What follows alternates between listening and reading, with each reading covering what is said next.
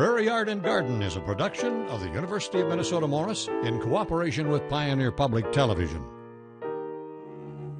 Funding for Prairie Yard and Garden is provided in part by Heartland Motor Company, providing service for over 30 years in the heart of truck country. Heartland Motor Company, we have your best interest at heart. Farmers Mutual Telephone Company and Federated Telephone Cooperative, proud to be powering ASERA. Mark and Margaret Yankel-Julien, in honor of Shalom Hill Farm, a nonprofit rural education retreat center in a beautiful prairie setting near Windham in southwestern Minnesota. Shalom Hill Farm, shalomhill.org. Diamond Willow Advanced Care Assisted Living, providing custom homes with smaller settings designed especially for high care needs. When we had our greenhouse, we did lots of landscaping too. If we had a load of sod coming in to be laid for a job, it was all hands on deck, and that included me.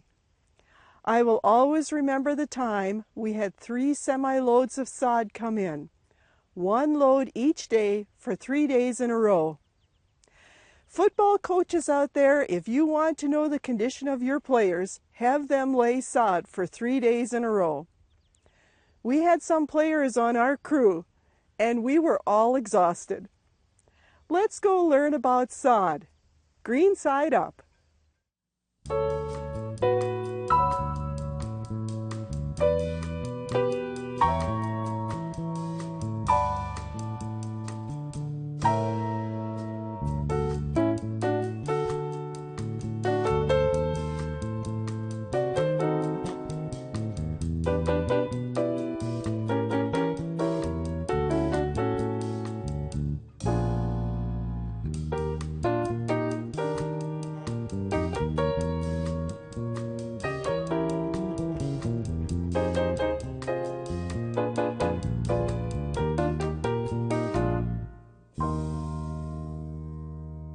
Laying sod is hard work, but it is so beautiful at the end of the day. We always had somebody stop and say or drive by and say, "Green side up," whenever we would be laying sod. I'm Mary Holm, host of Prairie Yard and Garden. I've been on the job laying sod, but I have never visited a sod production farm until today. We're visiting B&B Hoffman Sod Farm. Welcome, Shelley and Scott. Thank you, Mary, for having us, and thank you for coming out to our farm and learning more about sod and the production and what it takes to go into harvesting sod. Tell me, how did your family get started growing sod?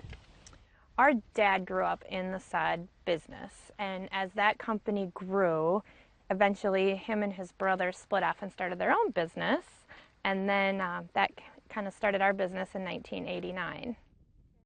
Do you need a special soil type in order to grow sod? Sod is grown all over the world in a variety of types of soils, and so not necessarily. What we have found here where we are that grows best is a peat soil, is what we grow most of our sod on. Do you have other locations too where you grow sod? Yeah, we have 3 other locations, all within 45 minutes to an hour of this one. Kind of try to spread around for different weather. If it gets too wet at some places, we may have to harvest at a different location. It's kind of almost like a farmer then too, that if it's too wet to work over in one field, we can move to another, so it's the same with you. Yes, Exactly. right. Scott, how do you prepare the soil for seeding the sod? We will start by running a land plane and making sure the ground is level, and then we come in with a tiller and we'll till the ground and then run a cultipacker over it to fluff it up before we run our planters over the ground. What kind of a tiller do you use? I mean, you've got such a huge field. Yeah, tilling takes quite a while. We have a 12-foot tiller that we run. Do you have to kill off weeds and existing vegetation before you even do the tilling?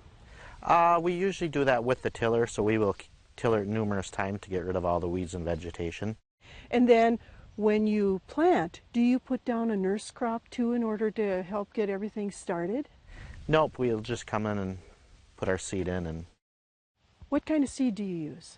We use Kentucky Bluegrass, and it's a seed blend that has 4 or 5 different varieties of Kentucky bluegrass within the mixture. Okay, but so the sod that you have, it's straight Kentucky bluegrass. It doesn't have like the perennial ryegrasses or the fescues along in it too. Correct. It's pure Kentucky bluegrass. Why do you use just Kentucky bluegrass? Kentucky bluegrass grows really well in our climate. It requires 50% of the daily sunlight or more. See, nowadays there's different types of bluegrass seeds that can go into your mixture, so you can get some that are a little more drought tolerant or a little bit more salt tolerant. You know, there's different varieties nowadays that make it a superior product. And I've heard the terms mineral sod and peat sod. What is the difference between those two? It's the type of ground that the sod is grown on. And peat sod is grown in an organic environment, meaning it's derived from an organic material from a living matter, once was living, where mineral sod is just, it's more heavy, like a sand or a clay. When do you actually seed the sod, Scott? I think you do that usually. Yeah, our ideal time is August 1st to right around September 15th. Really? How heavy do you seed then when you put the seed down? We'll put about 70 pounds an acre. And then do you water that when you put it down? It depends upon what Mother Nature brings to us. Okay. Sometimes, yes, if it's dry, we will irrigate it in. How? When you have a whole field like this, how in the world do you water a big place like this? It is tough to keep up, but we've got these hard hoses that we run across the field, and they reel themselves up. They take probably about 18 hours each round, and once it's done, we will move it next down the line and keep it going. Sometimes we'll run it 24 hours a day to keep up. And I suppose if you get a hot, windy day, you really got to be out with the water. yes, especially on new seeding, the hot wind can...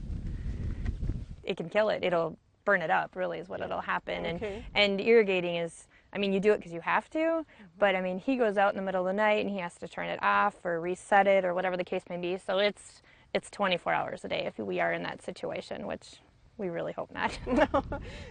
Yeah, at a couple locations we have wells. Okay. Do you have to worry about the water quality? Because where we live, it's so high in minerals and stuff. Do you run into that at all here?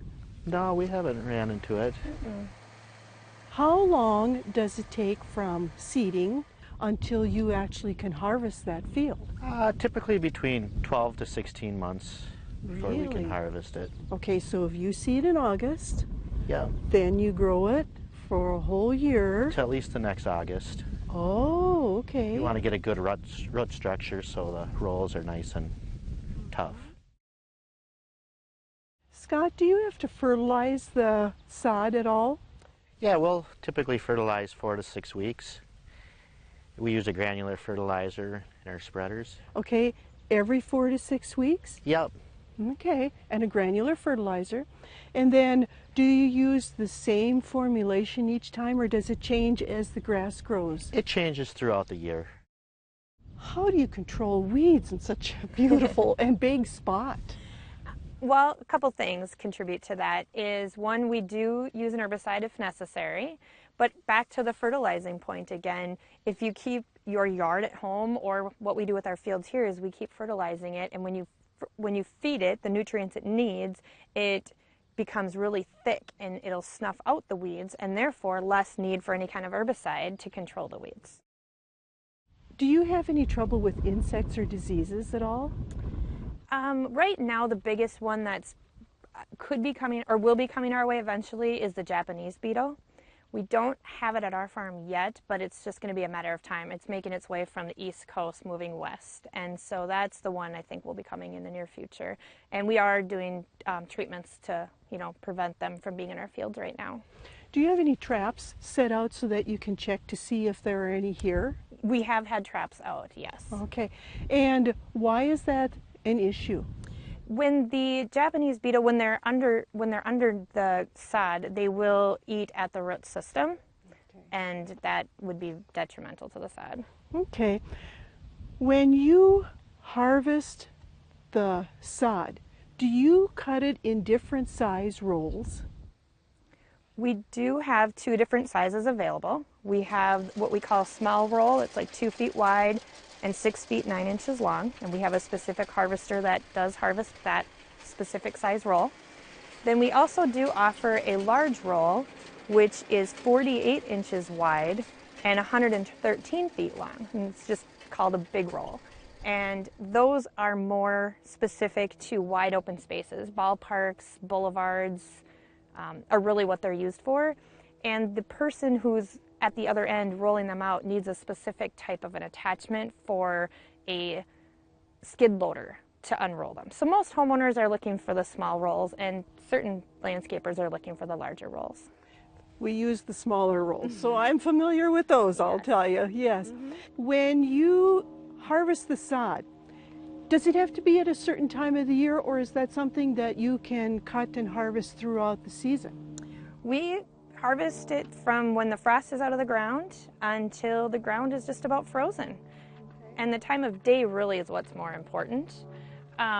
We harvest in the early morning because whatever the temperature is outside when the sod is rolled up, that's the temperature that the sod roll will start to heat up from. So if it was 58 degrees this morning, you would want to harvest that in the early morning when it starts out at 58 versus at 4 in the afternoon when it's 85. So some people will call and say, oh, I want your very last delivery of the day and don't harvest it until just before it gets here because I'm not going to lay it till tomorrow. What they don't realize is we really want to harvest it at the coolest part of the day because it gives it a longer shelf life. And that varies depending on the time of year. So in the early spring, when we can harvest and it's 45 degrees outside, or even less, it can last a couple days, 2-3 days. But in the summer, when it's hot, and it doesn't even get down to like, maybe 80 degrees overnight, you have hours to lay it. You need to lay it within that day for sure, and as soon as possible. And then again in the late fall when it's cool off again, then you can start, it'll have a longer shelf life, a couple days. When you harvest it and so it arrives and everything, what do you mean by it's hot? Does it cause it to spoil, or what happens if it's hot in the roll? Yeah, it will. It's very perishable. So think of it like an oven. The roll will actually heat up from the inside out. So if it was harvested at 80 degrees and it gets to you, it could be, literally it could be smoking if you didn't roll it out right away in real hot temperatures. And then it'll have a horrible smell. And if you roll it out, there could be a yellow stripe down the middle, and that just tells you right there it didn't get installed fast enough. After you go through and harvest a field, will it regenerate itself, or do you have to replant?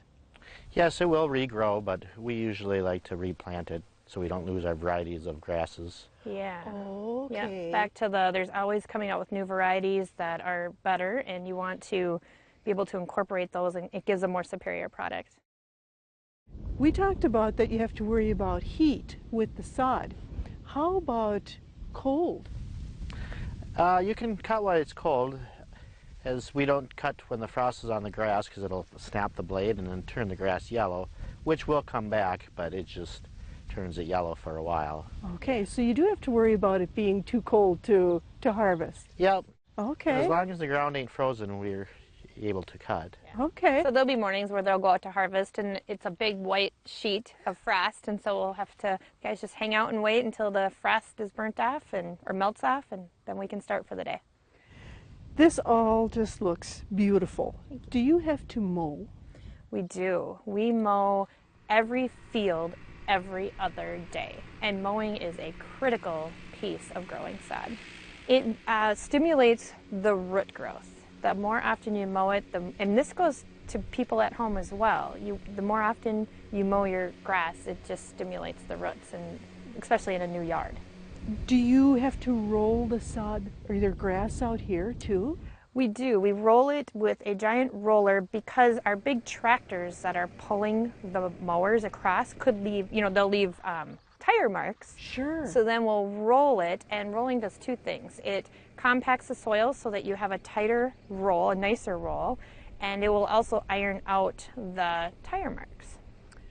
When you've cut the sod, how in the world do you transport all of that sod? On our semis. Okay. Yeah. You put it on pallets and then put it on semis? Yes, yep. Do you have to tarp that then so that the air doesn't dry it out as you're driving down the highway? Yes, we have a mesh tarp that we will pull across the top of the loads and Okay. strap it down. Like a landscape type tarp. Oh, okay. Then how do you load it and unload it? Those sod rolls are heavy. We have a forklift that mounts on the back of the truck that we bring with on all our semis to unload. Yeah, especially if a homeowner is the one who's getting the delivery, they don't have an unloading device. Sometimes landscapers will have their own unloading device and they'll unload it as well. But also, we have customers that will come and pick it up. They'll bring their own pickup truck or trailer and we can load it on that for them. And then they will, take it home on that. We've seen it in the back of minivans, SUVs. We even had a guy put one roll on the back of a motorcycle once. About how much sod do you grow each year? About 300 acres. 300 acres. Where do you sell all of that sod? We deliver all over the state of Minnesota. Okay. Yep, and North Dakota, South Dakota, Wisconsin, Iowa, pretty much the 5-state area. We also deliver to garden centers, landscape supply centers, locally here in Minnesota. When people get their sod home, or the landscapers, how do you recommend that people lay it? I mean, lay it quickly. Yes, especially depending on the temperature and the time of year. Yep, you want to lay it right away. And I always tell people it's kind of like doing a puzzle. You want to make a border first with rolls of sod and then just fill it in from left to right and stagger your seams, kind of like laying bricks. You start each one a half a roll over, butt up the seams really tight, but don't overlap them. And water, water, water. Okay. Does it hurt the sod at all to walk on it? Like after you have rolled out the roll, can you walk on it then? You can walk on it. It's just once you've started watering it, you're going to water it so much that it penetrates through the sod. And when you lift up the roll, you want it to saturate the ground underneath. So it's almost bog-like. So then if you walk across that, you're going to leave footprints and divots and sink. So you really don't want to walk on it at that point. But I mean, while you're laying it out, if you walk across it, it'll be fine. It doesn't hurt it a bit then. Okay. And then should a homeowner or a landscaper, should they even roll the sod to make good contact with the soil? If they've actually done their prep work correctly and well, you don't need to roll it. If we've had situations where a homeowner only has a specific day that they need to install their sod based on personal circumstances and it's poured rain, and as they're walking across their yard with the roll of sod, they're sinking. It looks, like a cow pasture almost. Well, then you're going to want to rent a roller and water the yard and then pull it across to try to iron out some of those footprints because they will not go away.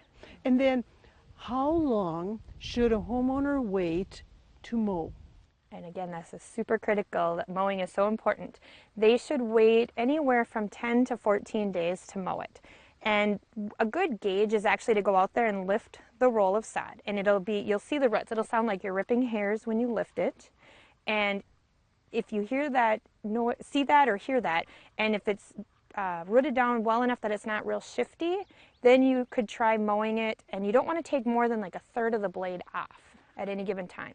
I've had, you don't want to just let it grow because it will grow. You really need to take that, cut the blade off so that it stimulates that root growth, and then it'll start to root down a lot stronger and sooner. I've heard people say, well, you should wait until it actually goes to seed so that it kind of reseeds too, but you're saying no way. No, you really do need to mow it. About how much should a homeowner water the sod after it's been laid? They'll need more water in the beginning because just to get it established. So at least an inch a week, and really you're better off watering it longer, less frequently, than a little bit more frequently, if that makes sense. And the best time of day to water is in the early morning versus in the late hot afternoon sun. Do you want to water more in order to get the roots to go down to the moisture instead of watering real often so that they stay more shallow? Right, exactly. You want it to go down and penetrate through the sod and saturate that ground underneath. Okay.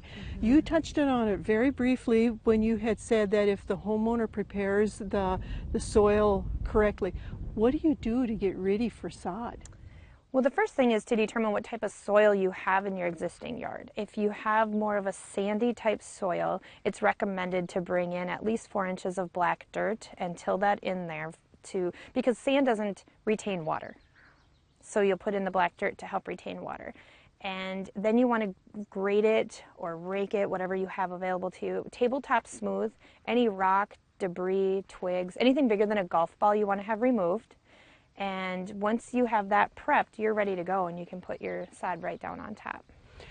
So do you want to take out any little rocks or things like that? Is that so you get good soil contact with the sod? Sometimes people will have black dirt brought in, and if it's not screened or pulverized, they'll have big chunks of twigs or stumps or different things like that, and you don't want to lay sod on top of that, or even big rocks you don't want to have in the yard. Because I suppose that if it's uneven, Yeah. it'll stay It'll uneven. stay uneven, exactly. Okay.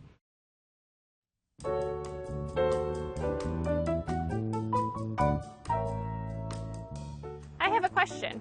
I've heard there's some herbs with medicinal qualities. What are they? Yes, we have several here in the gardens. Our new one this year is passion flower. It's a passion vine. I'm not sure we'll see flowers on it this year, but this has a medicinal quality for anxiety and calming. And so we're real excited to see if it blooms a flower this year. If we don't know if we have enough days of the year to make a flower. And then we have chamomile. Chamomile is a calming tea. They usually cut the tops off and dry them and then crush them, and then you make tea out of them. And it's very calming. You can have tea at nighttime before going to bed. Calms you down. And tummy aches too. And then here we have the herb of the year, hops. And hops, we all know that is part of the brewing process. But also this plant has a quality that is for sleep. It has a property of it that is in a lot of over-the-counter sedatives for sleep. And so that was an interesting fact that I didn't know. I always thought that hops was just beer. And here we have St. John's wort. It's a very common plant for light depression, and they use the flowers and they dry them. And you can buy them in the natural food stores in capsules. And a lot of people in Europe, where it's real dark and they don't get enough vitamin D, they take St. John's wort. And we have another plant over here called feverfew. And feverfew is another medicinal plant. And they use that, again, the word feverfew, for lowering fevers. This plant here is called sweet cicely, and it's a lovely perennial, and it's a shade perennial.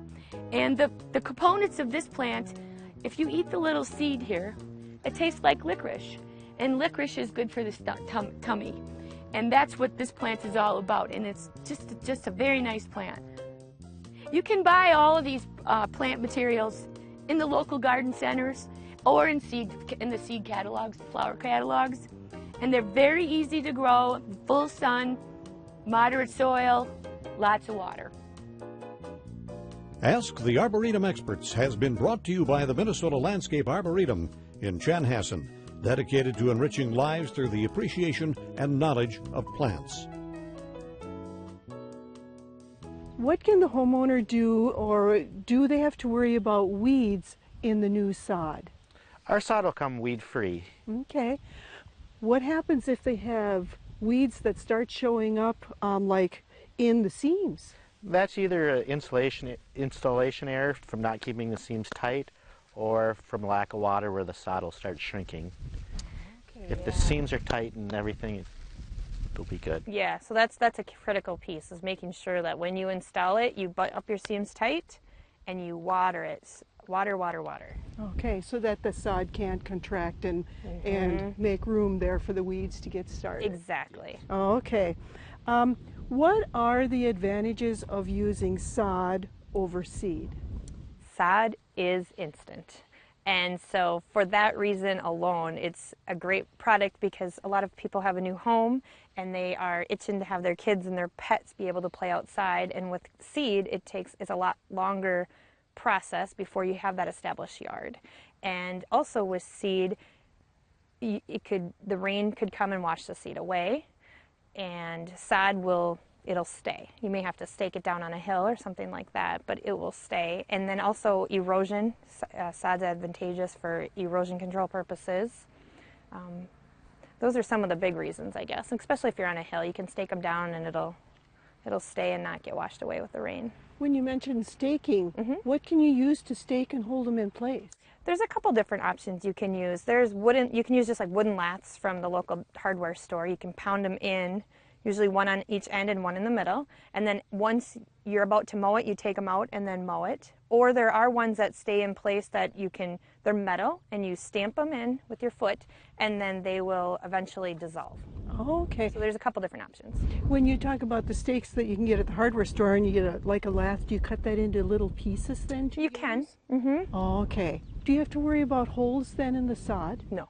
No, because Kentucky bluegrass actually regenerates itself. It drops seeds. So every spring in May, June, seeds drop, and then it kind of regrows in those areas. How does a homeowner know how much sod that they're going to need for their job?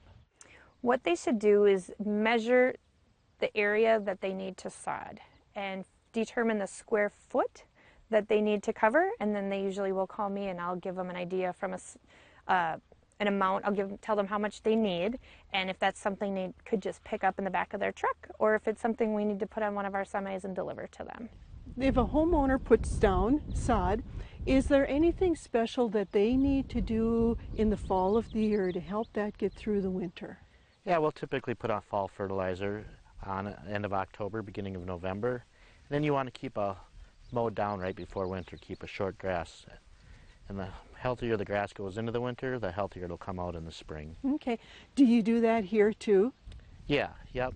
Okay. We mow it And short. then a homeowner would want to keep all his leaves picked up too, which we don't have that here because we're no trees around the field, but just to keep it healthier and so the grass can breathe.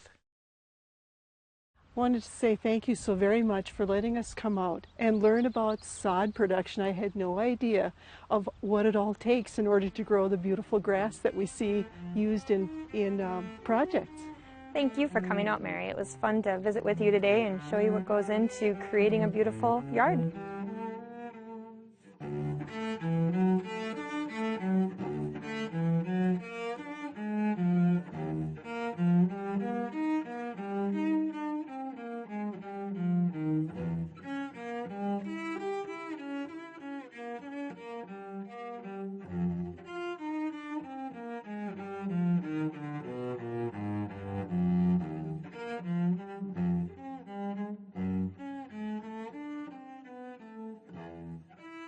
Funding for Prairie Yard and Garden is provided in part by Heartland Motor Company, providing service for over 30 years in the heart of truck country. Heartland Motor Company, we have your best interest at heart. Farmers Mutual Telephone Company and Federated Telephone Cooperative, proud to be powering ASERA.